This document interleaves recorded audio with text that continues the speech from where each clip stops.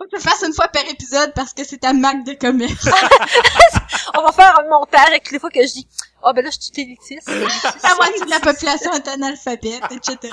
Ça doit être que j'écoute trop la soirée, t'es encore jeune à Radio-Canada, ça t'attend de me monter à la tête. Mais moi, c'est quoi ma marque de commerce? Ton rire de Melbé.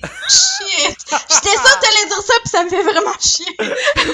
Moi, j'étais full sérieux dans ma réflexion. J'étais là, ben, dans le fond, c'est ta bonne façon d'analyser les choses puis de ramener un peu le sujet. Puis j'étais comme, moi, j'étais vraiment parti pour te lancer des fleurs. Ouais, mais tu sais... Oui, lance-moi des fleurs! Puis je trouve que Véro a fait l'avocat du diable aussi souvent. Je trouve ça vraiment le fun parce que ce serait vraiment plate. 3 podcasteurs qui ont exactement la même opinion. Ouais! T'as tellement raison! Non, toi t'as encore plus raison! High five! Check mes pipes, bro! C'est clair!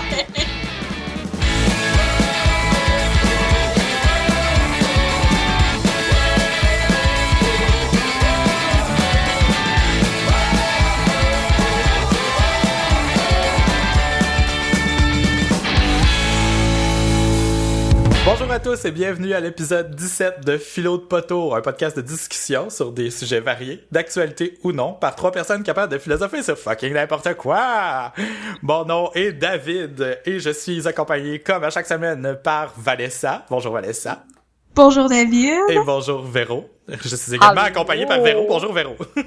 Allô. Oh oui, je suis là. Hello, ça va bien tout le monde? Oui, toi, hôte. Yes, hôte. Hôte de podcast. C'est comme auto-proclamé hôte du podcast, dans le fond, genre. Ben... C'est un peu une promotion. Il gagne plus cher que nous autres, comme. Ouais, c'est ça. Ouais.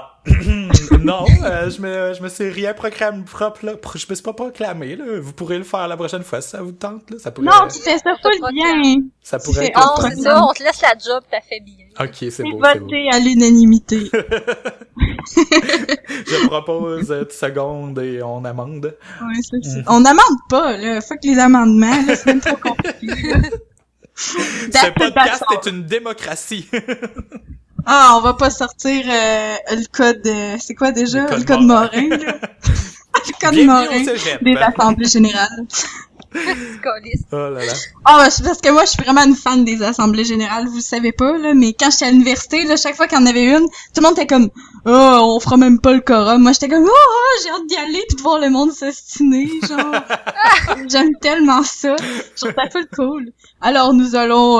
alors, le président de l'assemblée générale, la secrétaire... Alors, nous allons voir l'ordre du jour. On va voter l'ordre du jour. C'est tellement cave, genre, ils votent l'ordre du jour, genre, pour que tout le monde soit d'accord qu'il y a un ordre du jour. Ah non, c'est clair. Pis c'est genre full des procédures comme ça. Moi, je trouve ça délicieux. Fait que j'aime bien. C'est ça, je trouve ça délicieux, la lourdeur démocratique et son inutilité.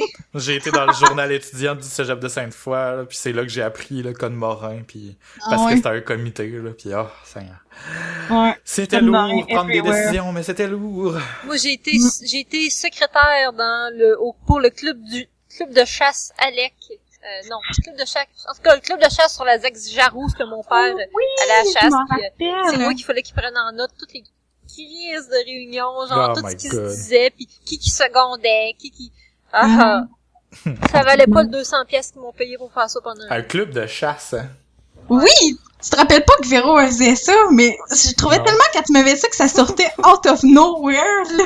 J'ai comme... Oui, je te vois tellement dans cette job-là, Véro. Mais c'est parce qu'au début, c'était supposé être payant. C'était supposé être quelque chose comme 1000 pièces pour l'année. On dirait qu'ils ont abusé du fait que j'étais une adolescente de 15 ans puis ils m'ont donné 200. 200 pour l'année? Ouais. Yeah. Tu me craques, j'ai fait ça une année, supporter des hosties de réunion qui parlent de où est-ce qu'on va mettre les clôtures, puis qui a chassé dans le ravage, puis qui a tué quel chevreuil, puis qui l'a pas enregistré. Oh, malade. Wow. Ouais. Priceless. Ah, Bref, cette semaine, on a des beaux petits suivis, mais on peut commencer par dire qu'est-ce qu'on boit. Oui. Oh, yes. J'aime ça. OK. Ben, Véro, vas-y. Ben, moi, cette semaine, je bois une bière Mad Jack. Mad Jack. La Ginger Lager. Ah! C'est de la Mad Jack des choses aux pommes. au gingembre. Ah, ça goûte quoi? Ouais, ça fait, mon chum, il me murmure dans le background, ça fait genre 3 heures que ta tête. Parce que je l'ai commencé en soupant pis je l'ai pas encore fini. Elle a de l'air bonne. Ben, elle est pas pire, mais ce que j'aime pas de ces bières-là, c'est qu'ils sont tellement sucrés que j'ai l'impression de boire de la liqueur. Mais moi, j'en bois pas de liqueur, j'aime pas ça. C'est Ils comme ont le d'ailleurs une saveur à la root beer que ça goûte rien que la root beer. T'as pas l'impression que tu bois de la bière. Non. Mad Jack, ça doit pas être l'affaire que je pense. Moi, je pensais que c'était une affaire genre aux pommes, genre cidre de pommes. Ben, il y en a aux pommes du Mad Jack.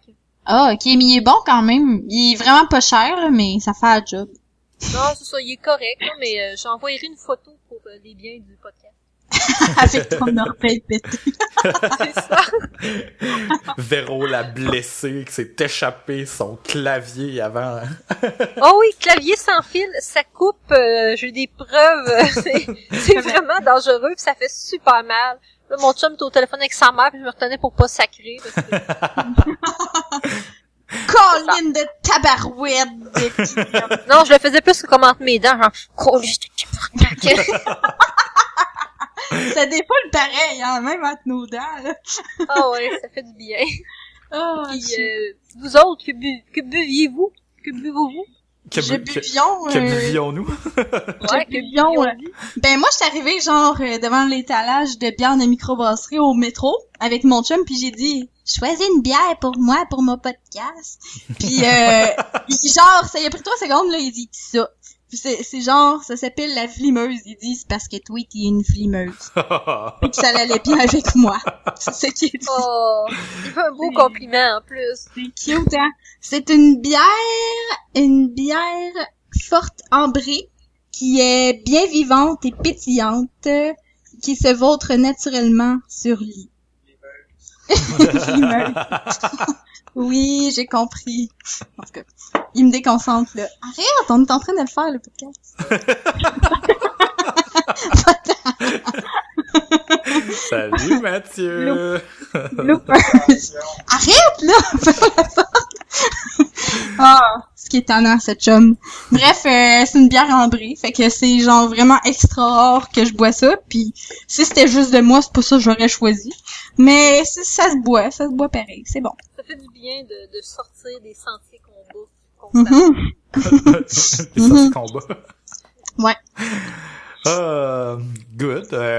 Ben moi, cette semaine, je bois une bière, j'oserais dire rare, parce que ça a l'air qu'ils en ont juste fait 1500, là. Ah, déguste-la. C'est une kiwi Samarbette.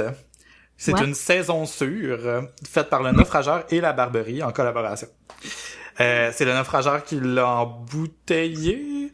Puis ouais, dans le fond, c'est une bière sûre au kiwi. Moi, je trippe vraiment sur les bières sûres, là. C'est une découverte de l'an dernier ou de l'autre d'avant, là, en tout cas. J'avais découvert plusieurs bières sûres, comme la Pinot Gria de la Barberie, qui est à l'ananas. Ma bière préférée ever, c'est la bière la Framboise d'hiver de la Souche, qui est une bière sûre aussi. Puis là, quand j'ai vu celle-là passer, j'ai voulu aller en chercher immédiatement. Je l'ai oublié pendant 2 jours. Il y avait juste 1500 bouteilles. J'ai pogné les 4 dernières à la boîte à bière. Pourquoi il y en a un chasseur de bière? Malade. Mais il y en aura plus jamais après ça. Ah, ils vont sûrement la refaire maintenant que la recette est créée, là. Mais là, c'est comme la première batch, là. Puis, tu sais, ils l'ont embouteillé puis ils sont donné la peine de faire des étiquettes, là. Fait que c'est sûr que ils vont en refaire d'autres, là. Parce que sinon, ça serait pas rentable, là. C'est quoi une bière sûre? Je comprends pas. Normalement, les bières sûres, il y a une levure spéciale qui donne un goût surette à l'intérieur. Qui participe à la recette dans le fond, puis ça donne vraiment comme un goût comme pas citronné, mais un petit côté surette là, un peu comme un bonbon sûr là. Mais y a rien, ça veut pas dire que c'est sucré là, mais c'est juste vraiment ça te fait comme un petit peu pincer les yeux, dépendant de la force du côté surette là. Ah ouais. Ouais, c'est vraiment c'est des bières super estivales, super légères, ça ressemble beaucoup à des blanches normalement là. Des blanches aux fruits, mais avec un côté surette là à l'intérieur, c'est vraiment vraiment bon là. Étrange. Faudrait que j'essaye ça. J'aime ça le surette, mais je sais pas, en bière. Ben, je vais ouvrir mon c'est à esprit. découvrir. C'est à découvrir. La suggestion. Yes! Bon, ben maintenant que ça c'est fait... Une chose est faite. Une chose est faite. Bon, ben, à la semaine prochaine. Merci tout le monde, Voilà. à la semaine prochaine! Non, bon, ben cette semaine, on a eu de l'action au niveau de Mike Ward versus Jérémy Gabriel. Encore, tabarnak, c'est pas fini, cette Ben histoire. oui, ben non, c'est pas fini. Qu'est-ce que tu veux? À la place de parler des nouvelles mondiales, on parle de Mike Ward et de Jérémy. C'est ça les nouvelles au Québec. Ben là, le monde qui crée à l'autre bout, on s'en fout, là, on en a déjà parlé. J'aime beaucoup Mike Ward puis j'aime beaucoup le sujet, mais qu'est-ce que les médias ils font rien que parler de ça puis il y a plein d'autres choses. Ouais, même moi je commence à en être un peu tanné, là, sérieux, là, c'est de voir juste ça passer partout, là, mais bon. On voit qu'ils aiment ça remarcher le propre vomi puis pas arrêter de nous le renfoncer dans le fond de la gorge. Vraiment, tu sais, mais passer à d'autres choses, là, ta petite date sort, là. Ben ça fait juste comme en plus pauvre Mike là, ça fait parler de ça partout à TV, partout puis tout le monde va arriver. Ouais, pis là, avec le petit Jérémy, là, ça passe à TV, oh, pis le gala des Oliviers. Tout le monde a son opinion sur le sujet. Tout le monde fait des articles, des podcasts comme nous. On contribue à... Non, mais c'est vrai. Mais tout le monde parle de ça. Puis tu vois le wall à Mike, là. Pis c'est vraiment, moi, je pense que tu devrais faire ça. Moi, je pense que Jérémy, c'est un esti d'écœurant pis que t'as bien fait de vouloir le noyer. Pis là, t'es comme, ah, il a jamais dit ça. Ouais. Mais pour résumer, là, au cas où que nos auditeurs se soient cachés en dessous d'une roche pendant une semaine, là, on va ramener le sujet puis faire pour les besoins du futur. Ouais, let me Google that for you. Non. Faites une recherche. Non. Ben dans le fond, ce qui s'est passé, c'est que il y avait le gala des Oliviers la semaine passée, en fait dimanche passé, qui souligne les merveilleux talents des humoristes que nous avons au Québec. Par des petites statuettes et un peu trop de prestige. C'est ça. C'est ça. Statement. Mais non, mais Mike avait préparé un numéro. Mike et Guy Nantel avaient préparé un numéro ensemble au sujet de la liberté d'expression. Ça lui avait été commandé par le gala. Puis finalement le gala a été censuré, a été coupé du montage final. C'était même pas un numéro enregistré. C'est juste pour dire qu'ils l'ont enlevé du numéro de l'animation finalement. Il y avait trop peur que ça fasse des poursuites. L'assureur voulait pas assurer ces gags-là, ce numéro-là, parce qu'il y avait trop de risques de poursuites. Et pourquoi il y avait des risques de poursuites? Entre autres, parce que justement, tu sais, des affaires comme Jérémy. Ils ont mentionné légèrement qu'il y avait déjà des trucs en cours dans le numéro, comme pour parler de Jérémy, mais sans dire son nom. Fait que je pense que c'est ça qui a comme allumé une flamèche à quelque part, mais il y avait beaucoup de choses qui disaient à l'intérieur aussi qui pouvaient comme pousser assez loin. Quoique, moi je l'ai écouté, le gala, live, puis honnêtement, là, ils ont poussé quand même très loin avec plein d'autres jokes, là. Il y a des affaires que j'aurais jamais cru qu'ils auraient pu se dire, mais... Mais je pense juste que ces affaires-là étaient toutes pires que ce que Mike disait dans son numéro, d'après moi. Là, en fait, le problème, c'est pas le numéro, je pense, c'est Mike Ward. Là, c'est vrai que j'allais dire. Il y a comme un aura de marde qui le suit, malgré lui. C'est le poster child de tout ce qui est... on bâche sur la liberté d'expression. Mike Ward, fait que Mike Ward, on dirait qu'il est comme plus une cible. Il attire...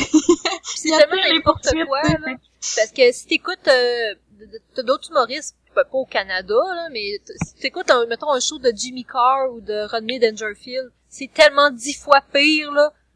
Les jokes à Mike Ward sont quasiment soft à comparer d'un show de Jimmy Carr, là. C'est vraiment genre, parce qu'au Québec, lui, il a comme pogné la réputation du bad boy de l'humour. Alors, mais vraiment, mais il fait vraiment ça pour vrai, par exemple, tu sais, le fait de tester les limites, vraiment toujours être sur la ligne de ce qui se dit puis ce qui se dit pas, puis tout dans son style, dans son attitude fait en sorte que ça contribue à cette image-là. Même si tu sais, puis moi je le vois là, même quand il fait ses numéros, Chris, ça fait tellement longtemps que je le suis, puis moi honnêtement c'est mon humoriste préféré, mais tu le vois là.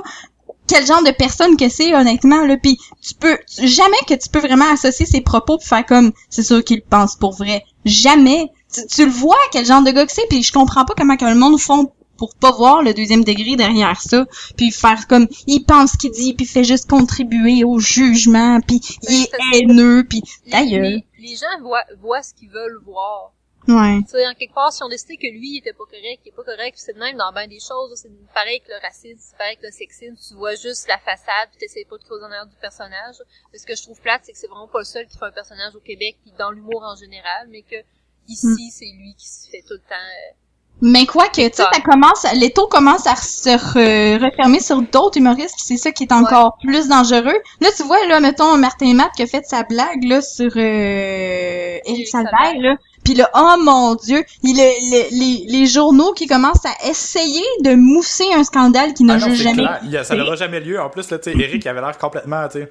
Après, il a commenté, j'ai vu qu'est-ce qu'il a dit. Il a dit que pas qu'il s'en foutait, mais tu sais, qu'il avait jamais pris le temps d'aborder ça de façon publique. Puis que ça a en effet créé un malaise, mais que c'est quand même sa vie privée. Tu sais, il a donné aucune précision, il avait pas l'air fru, mais il s'était prêté au jeu de toute façon parce que c'était ça dans son numéro d'animation.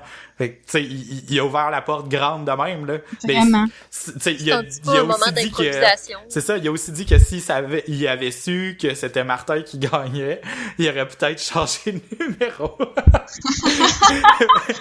on s'attend que Martin et Matt, avec les beaux malaises, c'est son genre créer ce genre de situation-là.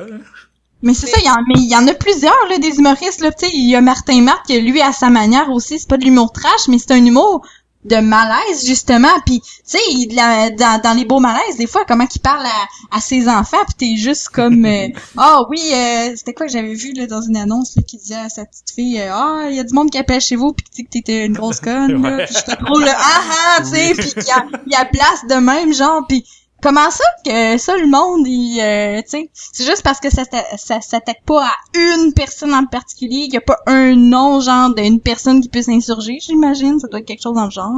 Ben, je pense que, justement, c'est tout le temps le fait que quand c'est lié à quelqu'un, mais ce que je trouve plate, c'est qu'on va prêter des intentions à l'humoriste, qu'on va prêter des émotions à la personne sur laquelle la joke est faite.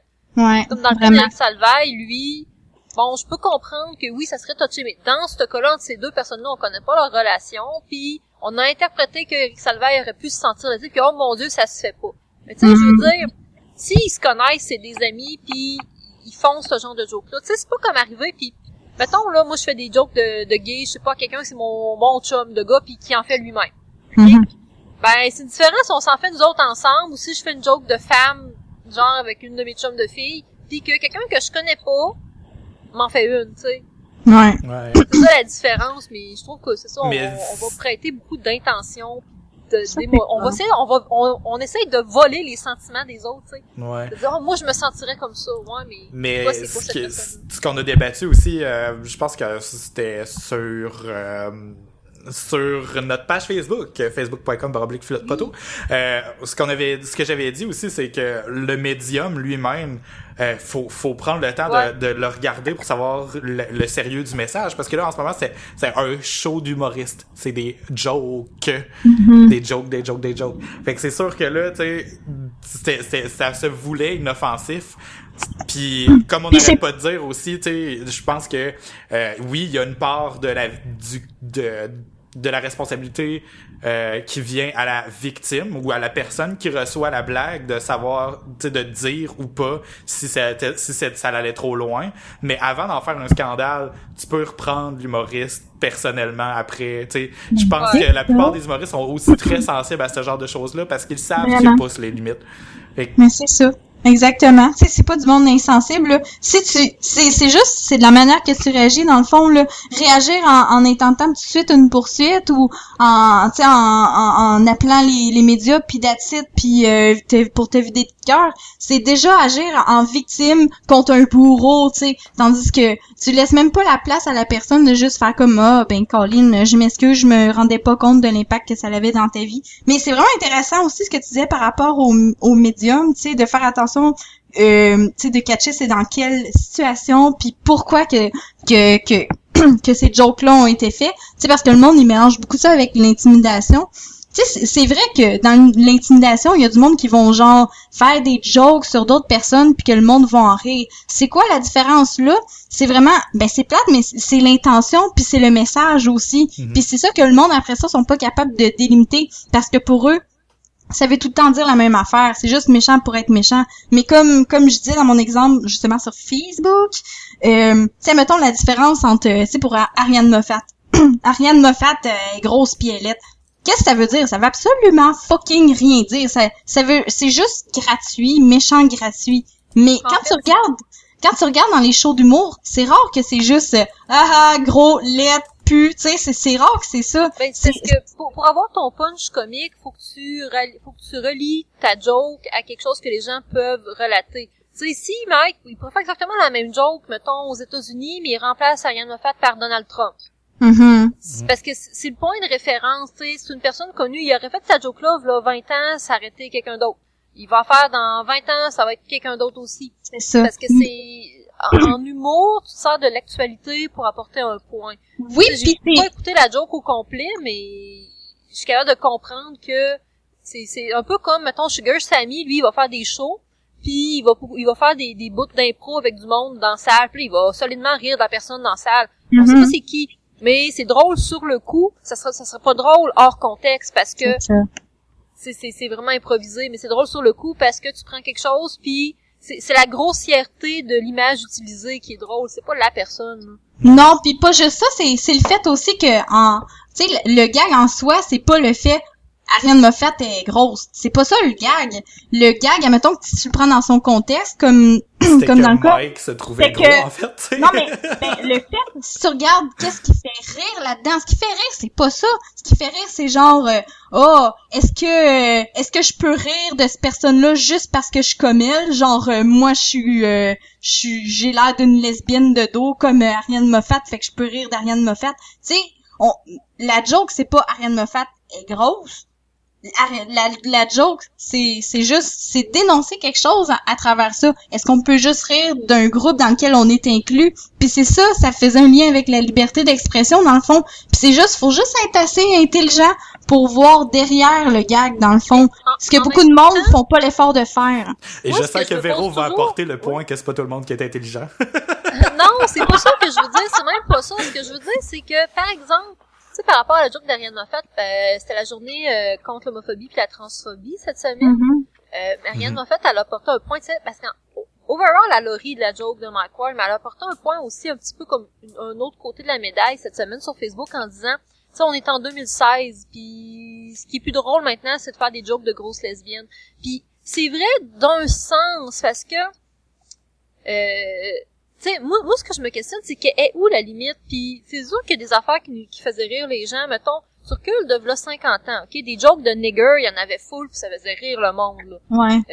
Mais il y en a plus de ça aujourd'hui. Moi, ce que je me demande, c'est à partir de où est-ce que la société commence à évoluer pour se rendre compte qu'il y a des jokes qui sont peut-être dommageables, tu sais, plus que drôles. Parce que, tu sais, moi, en tant que moi-même, puis personne avec un gros sens de l'humour très sarcastique, tu sais, je comprends que l'image de dire c'est drôle une grosse lesbienne. Je suis capable de la comprendre. Sauf que ce que je me demande, c'est est-ce que je trouve ça drôle parce que j'ai été conditionnée à trouver ça drôle parce que on a tout le temps fait des jokes de tout ça, ou si tu sais c'est l'espèce de nuance parce que je la comprends la joke puis je la trouve drôle de dire que Mike Ward se compare à une grosse lesbienne puis que bon et c'est Ariane Moffat dans sa joke.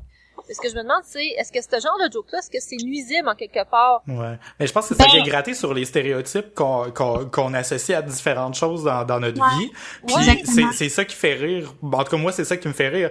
Parce que je connais des lesbiennes qui sont super belles, minces, grandes, puis qui se maquillent full, puis je connais des lesbiennes qui sont plus grosses, puis qui sont un peu plus bacaisses, puis tout. Mais tu sais, il y en a de tout type. Mais c'est parce que c'est ça le stéréotype, tu sais, un fif, on va dire, un fif, excusez-moi, là, un gars, une personne homosexuelle, on va souvent dire que c'est une personne efféminée, qui parle d'une certaine façon, qui a des manières un peu féminines, pis ça. Puis ça reste, c'est ça le stéréotype. Fait que si on veut faire une joke de gay, on va aller gratter là-dessus.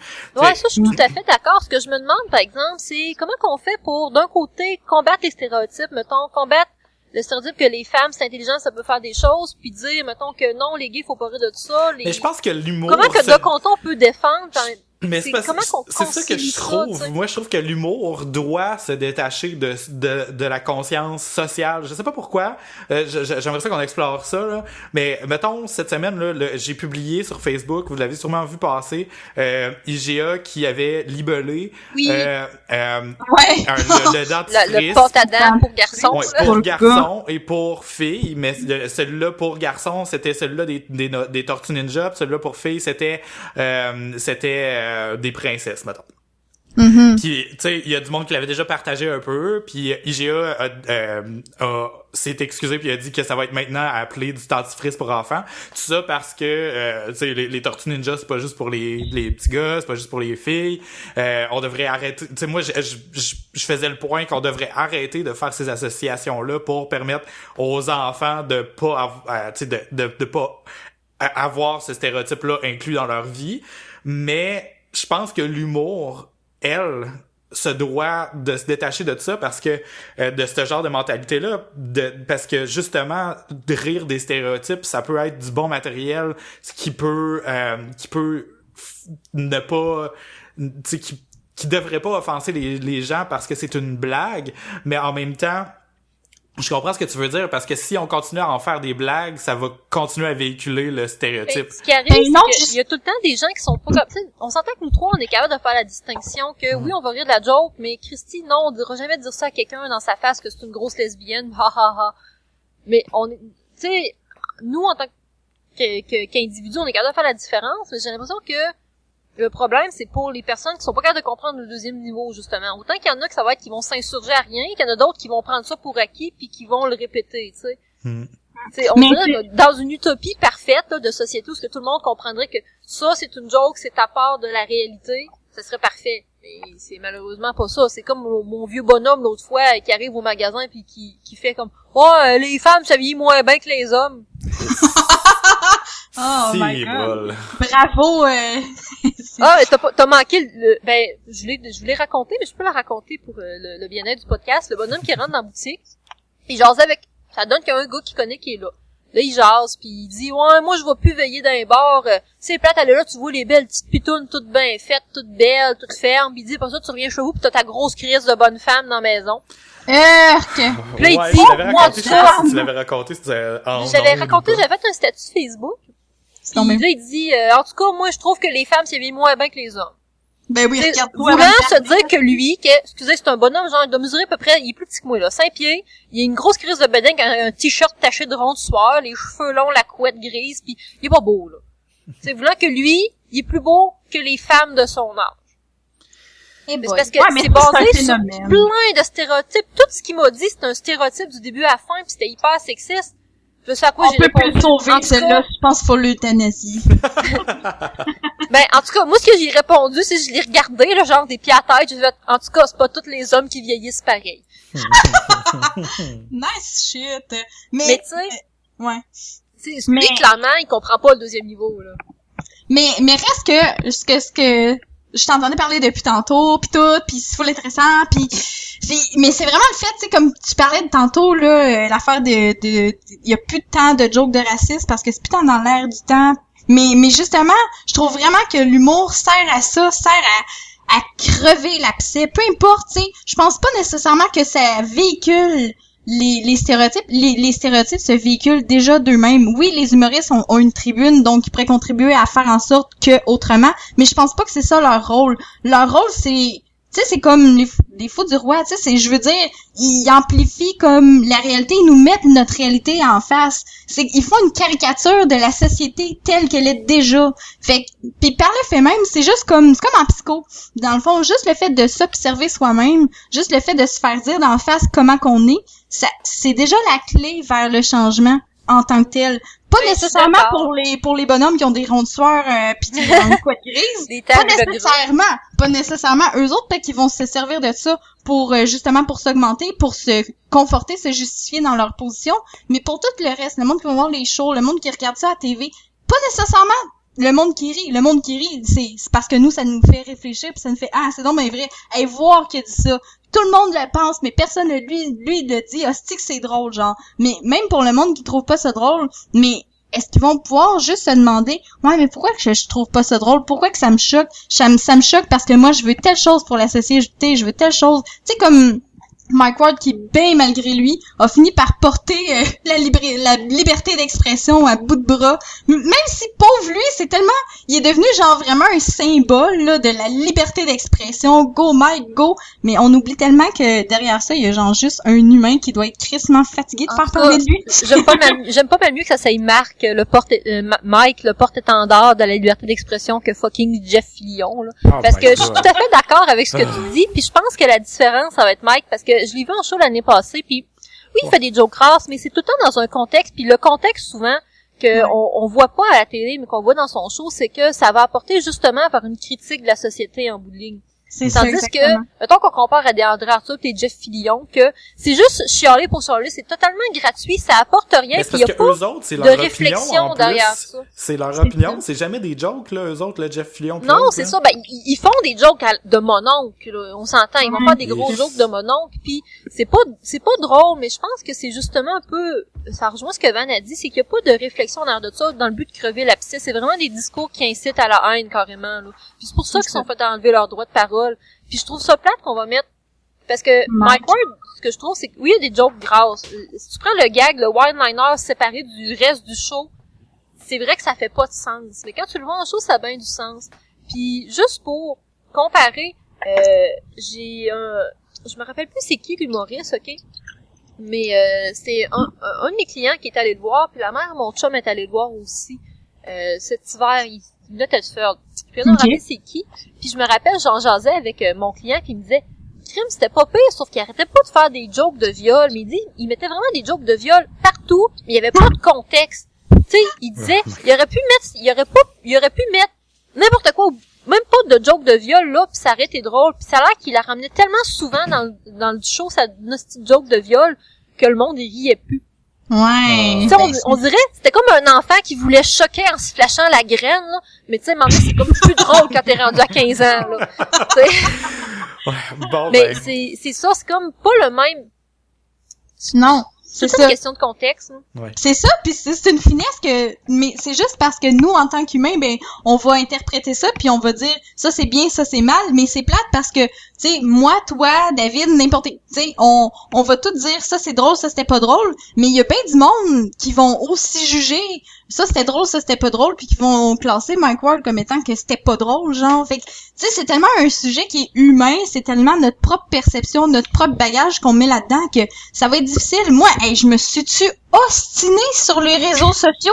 J'aime ça a l'air, mais parce que moi, je fais plus ça. Je te dis, j'arrête pas, genre, de défendre Mike Ward, fait que là, je me fais traiter de tous les noms. Ah! C'est pas grave, j'aime ça a l'air, je me un peu, mais j'en suis par rapport à ça, par rapport à lui versus Jérémy, que tu t'étais fait dire, ah oui, c'est vrai, tu t'étais fait dire, souhaiter d'avoir des enfants handicapés, je te souhaite d'avoir un enfant handicapé. Vraiment, merci. Tu sais, je trouve ça vraiment drôle que le monde, ils disent qu'ils sont contre l'intimidation, puis après ça, sur les réseaux sociaux, ils t'insultent pis ils disent, ah, si je te disais que t'étais crissement laide pis que t'avais pas d'amis pis que t'étais vraiment folle pis conne, tu trouverais-tu ça drôle? Ben non, parce que le seul but pour lequel tu me dis ça, c'est juste pour me faire sentir cheap pis c'est pas drôle, tu sais. C'est comme, pis après ça, alors, je te souhaite un enfant handicapé. En tout cas, j'en ai vu des niaiseries, là, mais tout ça pour dire que, tu sais, j'en suis venue à la conclusion qu'on avait vraiment pas le même filtre pis que, fondamentalement, je pense que, il y a du monde qui vont juste vraiment voir du bullying dans ce que Mike dit. Peu importe qu'est-ce qu'on essaye de leur faire voir comme deuxième degré. Ouais. Il y en a qui voient pas. Il y aurait pas quelque part là-dedans une question de sensibilité, d'auto-évaluation, genre. Mais c'est ça. Ces gens-là qui dénoncent un comportement faisant la même chose, c'est aussi stupide que le monde qui disait, oh non, ce gars-là, il a tué, fait qu'on va le tuer pour le punir d'avoir tué. Bref, ça. Ouais, vraiment. C'est exactement ça. Mais c'est comme une question d'introspection, là, tu sais. Ben, c'est ça. Moi, là, les jokes de gay, ça me fait fucking rire, hein, tu sais. Parce qu'à un moment donné, tu sais, je suis venu, genre, j'ai passé par-dessus, je sais pas, tu sais, ça fait partie de moi, puis je peux rien y changer, là. Fait que, tu sais, ça me fait rire parce que j'ai rien à faire à part rire de la joke ou la laisser passer. Tu sais, une joke de gay qui me ferait pas rire, j'irais pas dire que c'est de la faute de l'humoriste, là, puis qu'il est en train de dénigrer tout le monde, là. Non, mais le monde qui rit pas de ces jokes-là, là, c'est que j'ai l'impression que pour eux, s'ils en riaient, c'est qu'ils porteraient vraiment un jugement. Mais en fait, de la manière qu'ils parlent, je trouve vraiment que sournoisement, ils portent un jugement parce que ça se fait pas des jokes sur un handicapé, franchement. Déjà que il est pas choyé dans la vie puis qu'il pourra jamais avoir une vie normale puis qu'il mange déjà de la merde à tous les jours. Il y avait comme le jugement en eux puis qu'ils comprenaient juste le jugement et non pas la joke, genre. C'est exactement ça. Tu sais, c'est comme moi je suis tellement que ça s'aille aussi. Ben je sais pas si c'est ça que t'es en train de dire dans le fond, un miroir. Tu sais, ces gens-là, ils se disent, si moi je ris pas de tout ça, ça veut dire que je suis pas comme ça, dans le fond, qui se refusent à reconnaître leur propre tort. Exactement. Un peu comme du déni. Moi je ris pas de ça, fait que tu sais, je suis pas raciste, mais le même principe là. C'est ça que je trouve parce que c'est le monde qui je trouve le plus que s'ils vont tomber là-dedans, tomber dans cautionner, admettons, les jokes de Mike Ward, ça va être comme accepter cette part d'eux qui va juger vraiment malgré eux, tandis que quelqu'un qui va être confortable avec la différence, puis qui a pas vraiment de réel jugement, puis qui pense vraiment que tout le monde est sur un même pied d'égalité, ben oui, tu peux fesser sur n'importe quoi de la minute que c'est de façon intelligente. Il y a rien qui se dit pas, tu sais, en autant que tu le fasses de façon intelligente. Moi, c'est comme ça que je le vois. Tu sais, jamais que tu vas me voir rire d'un handicapé, puis vraiment, si je vois quelqu'un qui est dans le besoin, tu sais, je vais être la première à vouloir aider.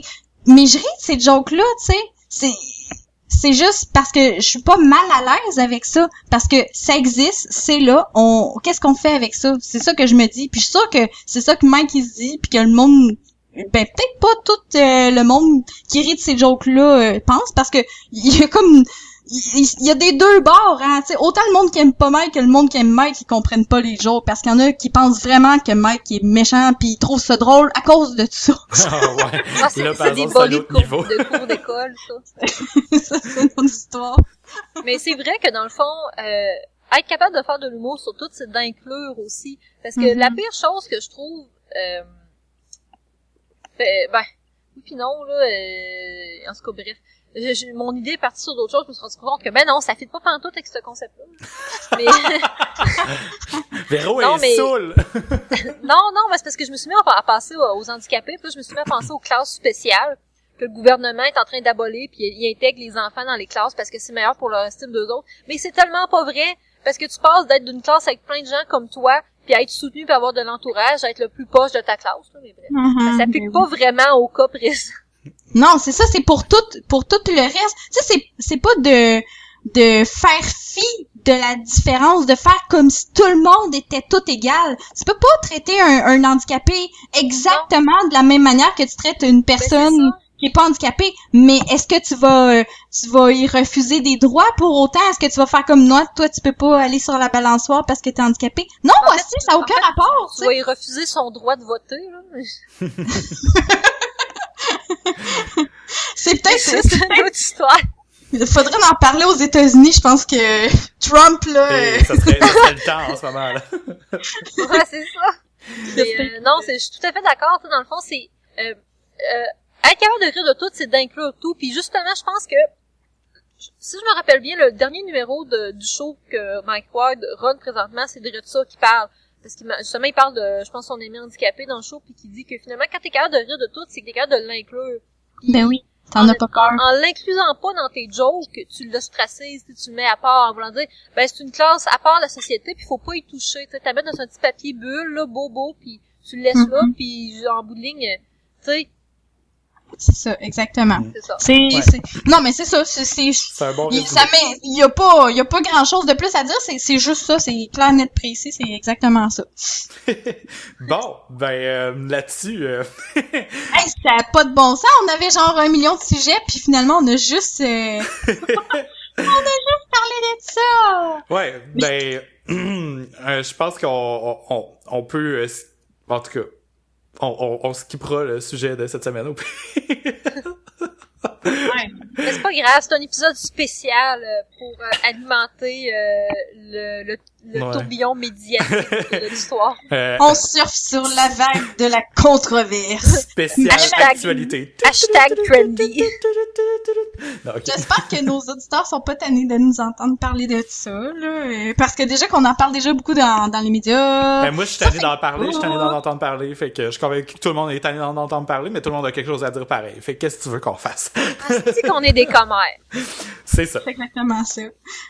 J'essaie de tomber passer des affaires dans le petit village du Québec.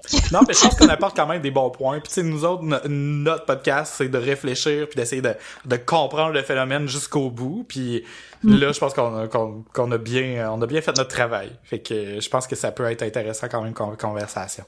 Une petite tape sur le dos de tout le monde, là. On a bien fait ça. Non, mais c'est vrai. Mais on en avait pas déjà parlé de ça, la liberté d'expression. Oui. Ouais, c'est ça qu'il y a eu, mais je pense qu'on l'avait C'est l'épisode 7. pas tout à fait abordé de la même façon, en tout cas. Non, on l'avait vraiment abordé comme en deux sujets. En fait, j'avais parlé beaucoup de Apple au début, puis après ça, on avait parlé de Mike Ward versus Jérémy Gabriel.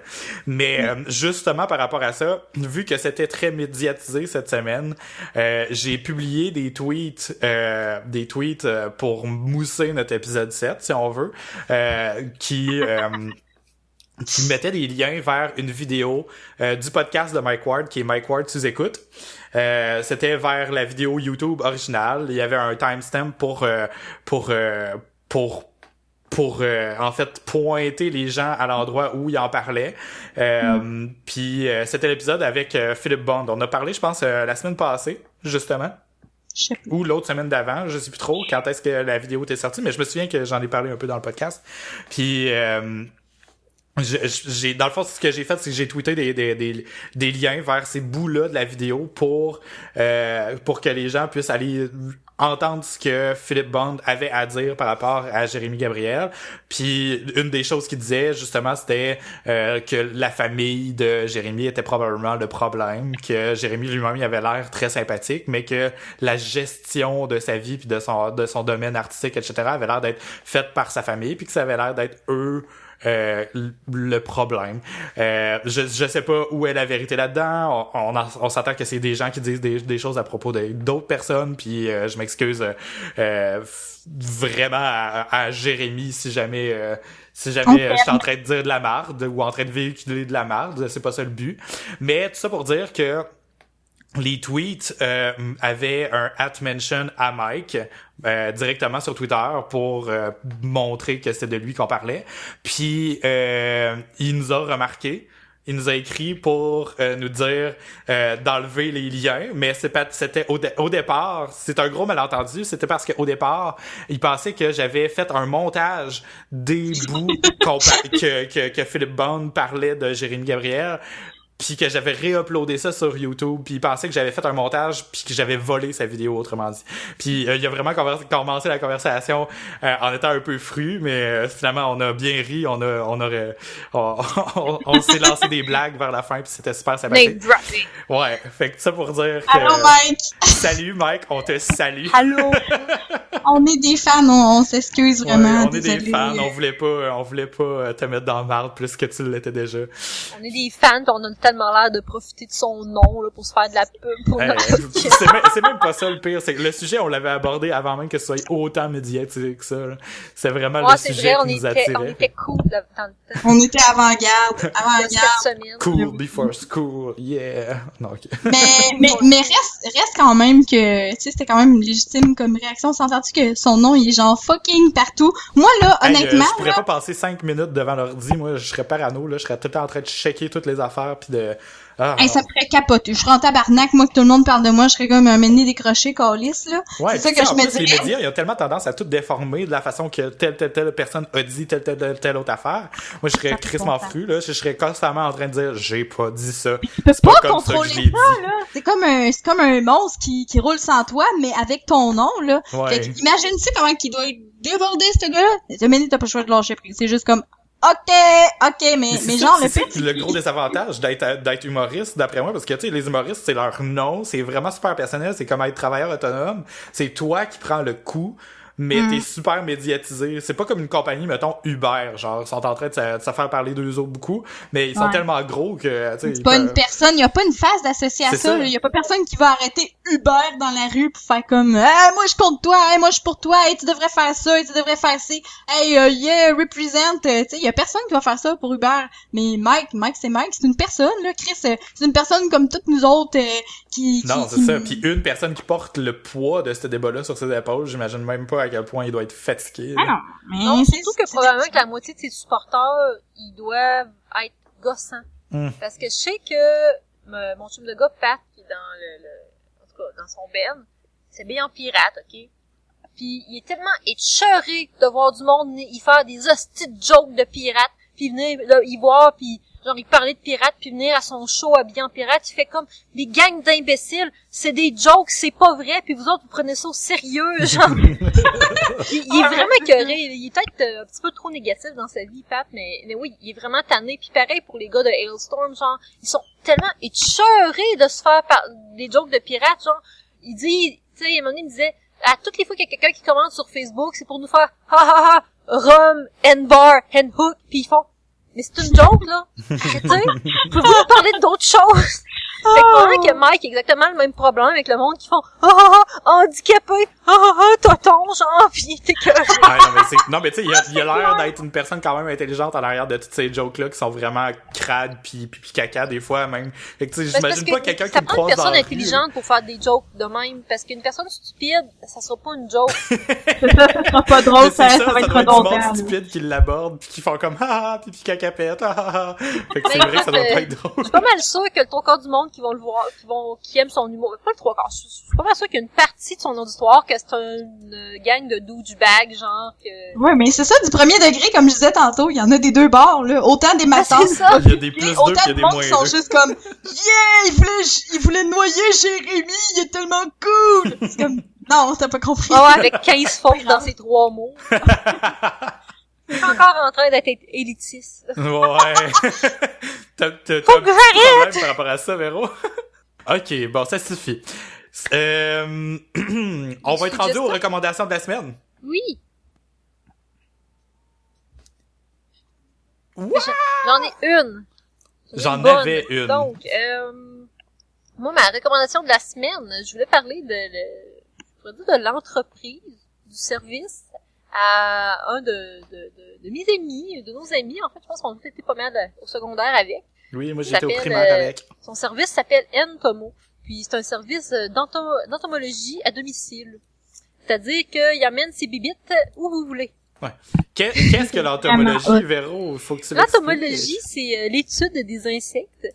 Puis c'est ça, Simon, lui, adore les insectes depuis qu'il est tout petit. Puis dernièrement, il s'est parti un service, il y a beaucoup d'insectes chez eux, des scorpions, des mygales, des mille-pattes, toutes sortes de choses. Puis il se propose présentement, il fait des présentations dans les musées puis les écoles. Puis c'est ça, je voulais donner un petit peu d'exposure parce que c'est le seul que je connaisse qui fait ça, qui se déplace avec ses insectes. Puis je trouve ça vraiment cool pour aller présenter ça à des enfants. Non, c'est clair. Si vous êtes en train de travailler dans un service de garde ou si vous êtes éducateur à l'enfance ou peu importe, si vous êtes prof, ça peut être une super belle activité. Dans un party de bureau. Genre, oui, c'est cool. C'est vrai.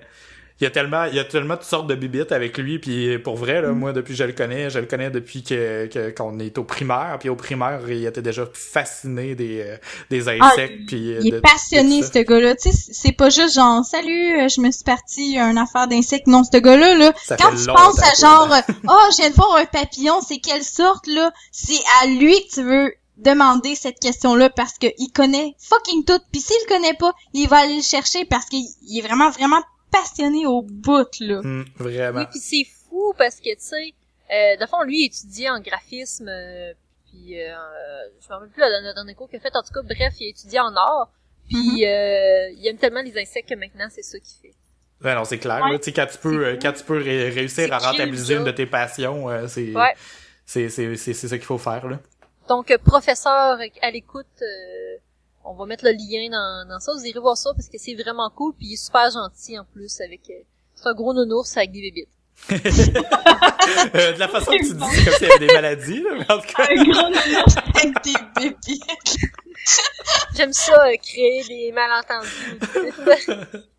Simon, prends pas ça comme slogan, s'il te plaît.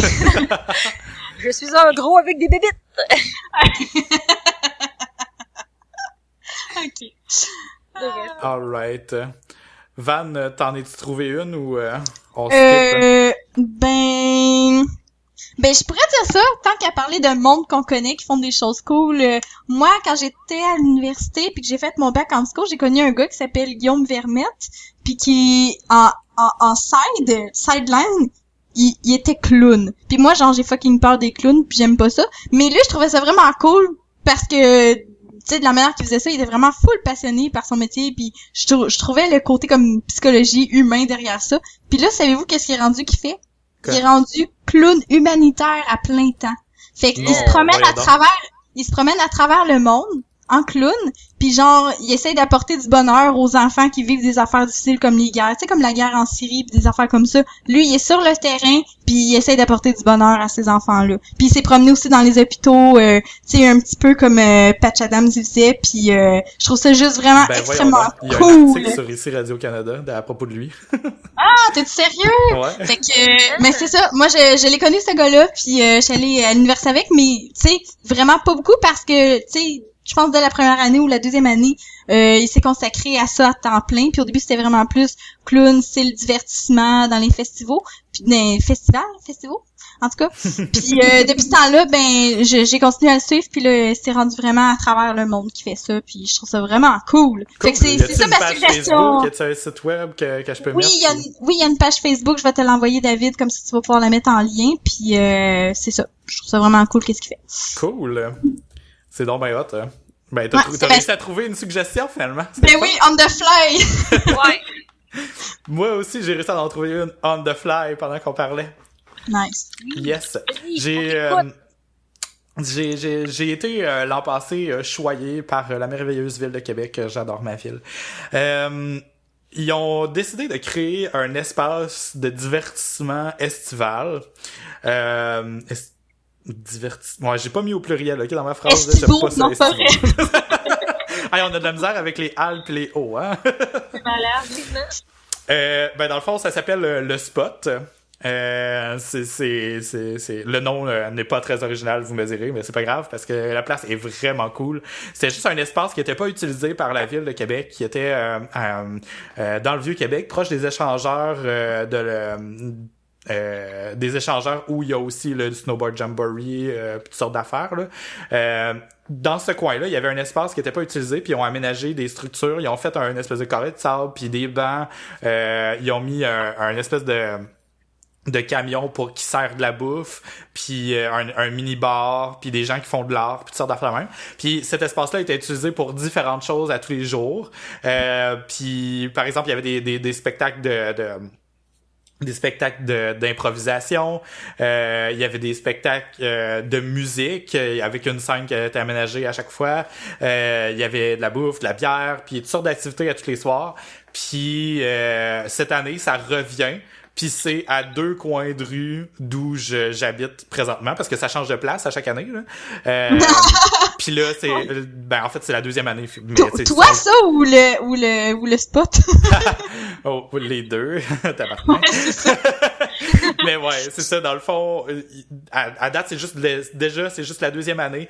Puis ils vont faire ça à 2 coins de rue à côté d'où j'habite présentement, mais où je n'habiterai plus quand ça va être le spot, quand il va être vivant. Cette année, ça va être aménagé dans un stationnement qui est au coin de la rue Saint-Vallier et une autre rue, en fait, que je vais trouver à l'instant. C'est au coin de la rue Saint-Vallier et de la rue Bagot.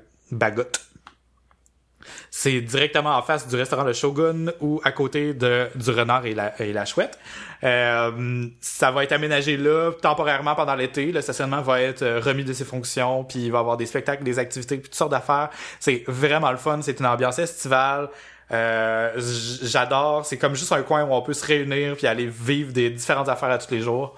Je suis triste de déménager parce que ça va être juste à côté de chez nous cette année. Oh. Mais bon, tu sais, je vais C'est m'en un remettre. signe, non, c'est pas vrai. Mais si vous passez dans le coin de Québec, ben regardez la programmation des événements. Je vais mettre en lien la page Facebook et le site web. Si vous passez à Québec, ben regardez ce qui se passe ce soir-là, puis au spot, puis vous allez sûrement être heureux de faire des découvertes. Nice! Yeah! Tout le monde au spot. C'est cool. Bon, ben, sur ce, c'était l'épisode 17. Merci à tous de nous avoir écoutés. Merci à tous nos nouveaux auditeurs. On voit que vous êtes de plus en plus nombreux. Si jamais vous voulez aller nous laisser une note sur iTunes ou sur podquebec.com ou sur les autres réseaux que vous connaissez où vous pouvez nous laisser des notes, ça serait très apprécié. Sur iTunes, un 5 étoiles, ça nous fait remonter dans le palmarès et ça nous fait découvrir par plus de gens. Alors, ça serait très apprécié. N'hésitez pas à le faire et à nous laisser des commentaires honnêtes, mais pas moins que 5 étoiles, s'il vous plaît. Sinon, vous pouvez retrouver les notes de l'épisode avec tous les liens et les vidéos dont on a parlé aujourd'hui à philodepoteau.com/podcast/17 ou dans l'application de podcast que vous utilisez pour nous écouter. Et sur ce, on se dit à la semaine prochaine. Bye! Bye! Bye!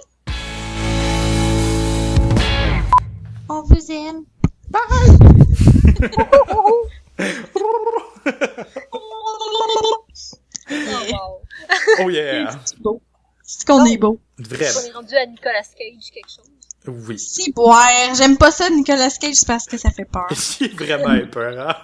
Cette semaine, ben, en tout cas, il y a eu quelqu'un qui a fait des montages avec Game of Thrones de Nicolas Cage. No partout way. sur Internet. Je sais pas si vous les avez vus. Non. Moi, j'ai suivi Game of Thrones et je peux vous spoiler. Ah, je suis à jour, moi Ah, aussi. moi, tout, j'étais à jour. Ah, ben, Je quoi. peux pas No vous way. spoiler. Ouais, mais un tel! J'avais pas écouté encore l'épisode de la semaine passée. Puis celui de lundi était sorti. Puis là, j'étais vraiment en tabarnak d'avoir 2 épisodes de retard. Fait que là, j'ai dit à mon chum, genre, va te coucher, j'écoute ça. Puis mais finalement, je me suis couché, puis j'ai écouté ça sur mon portable à côté de lui, là. Oh. J'étais plus capable d'attendre, là. J'avais pas eu le temps pendant toute la semaine.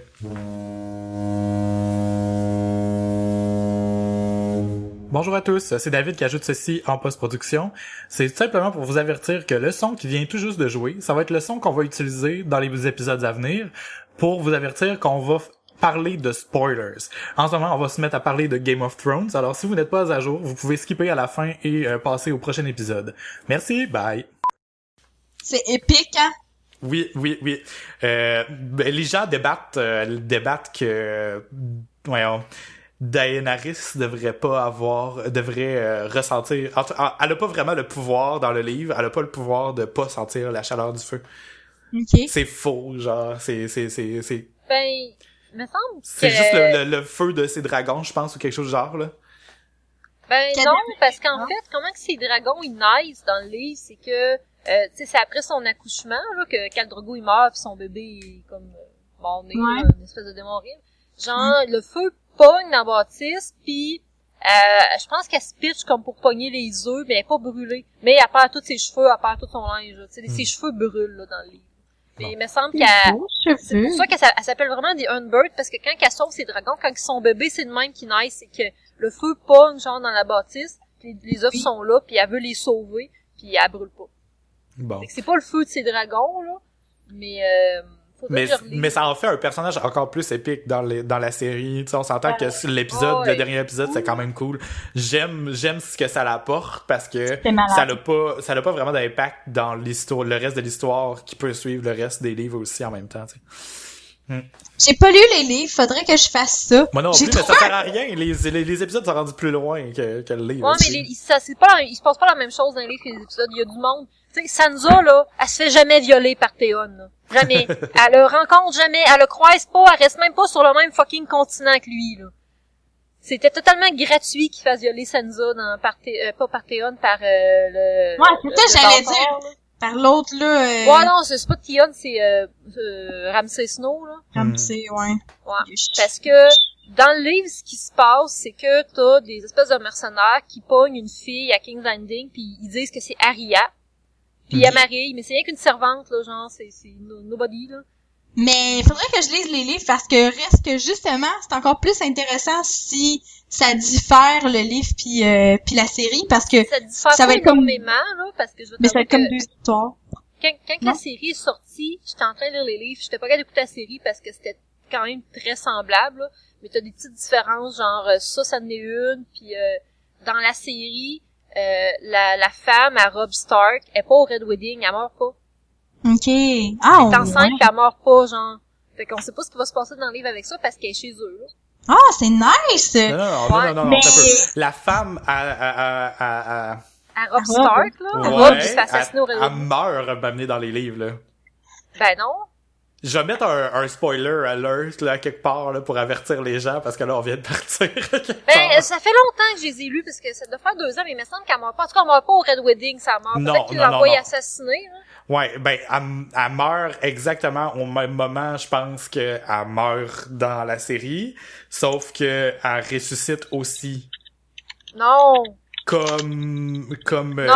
ça non, parce que ressusciter, là, il me semble qu'il y a vraiment juste Catherine Stark puis ben techniquement Jon Snow, je suis pas sûre c'est ce qui arrive dans le livre aussi, là, mais je sais pas. Mais c'est encore. ça, que Kathleen Stark, c'est ça que tu disais, non? Non, Catherine Stark, c'est la mère à Robb. Moi je parle de sa blonde, la fille qui marie, pis là, ça met la merde parce qu'il était supposé marier une Frey, là. Ok, excusez.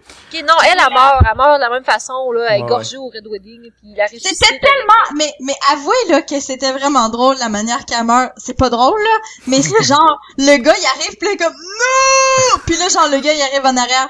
Pis là, il tue, genre, c'était pas drôle, mais c'était drôle. C'était comique, en tout cas. Mais je me Mais non, demande c'est s'ils ça, vont la ressusciter pareil comme John, ou s'ils vont la laisser morte. C'est juste... Ah, Catherine! Ouais? La mère, elle est pas ressuscitée dans la série. Non?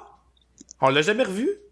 Non. Mon chum, il dit que oui, elle l'est, là, mais je sais pas, moi, j'ai pas écouté la série, mais je sais que dans le livre, elle est ressuscitée, il y a des chapitres avec elle, là. Ben, Mais on l'a jamais crissement pas vu de bonne humeur. ressusciter, là. Non, elle pourrait être morte, là. On a vu un autre gars, un gars qui s'est fait ressusciter plusieurs fois, qui peut pas mourir, genre, quand il se fait poignarder, ça y fait rien. Puis il a dit Ouais, qu'il s'est fait ressusciter par une personne, justement, qui a les mêmes pouvoirs comme Ben, c'est un prêtre, c'est un prêtre rouge, ou que c'est un monsieur, là. C'est ça. Il a dit qu'il s'est fait ressusciter par une personne qui a les mêmes pouvoirs que la fille qui a ressuscité Jon Snow, mais... moi, je suis convaincu qu'on l'a pas vu, là, Kathleen se faire ressusciter, là. J'ai pas vu ça, là. Pas encore, mais ça va sûrement, ça aurait tellement un impact, ça serait tellement le fun de la voir. Peut-être que l'actrice pouvait juste pas présentement, là. Ben, en tout cas, dans le livre, elle l'est, fait genre de voir. Seb, il dit qu'elle l'est dans la série, mais je sais plus, là. Mais y a pas rapport, lui, voyons, ça s'est pas passé.